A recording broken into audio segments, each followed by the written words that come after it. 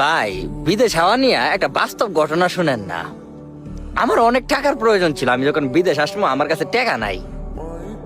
তে আমারও মোটামুটি ভালো বেশ কিছু আত্মীয় স্বজন আমার আশা ভরসা দিছে টাকা দিব, কিন্তু টাকাটা যে দিব রে ভাই, আমার এরকম একটা সিচুয়েশনের ভিতরে ফেলাই দিছে, আমি যে তাদের কাছে বিরে গেছিল টাকাটা সামু ওই রকম মানে লজিকটাই পাইতেছি না। কোন লজিকে তাদের কাছে আমি যাবো? মানে তারা চাইছিল এইটা, এরকম একটা সিচুয়েশন গড়ে লাইছে আমি যেন কাছে না বিটতে পারি এবং টাকাটা না চাইতে পারি।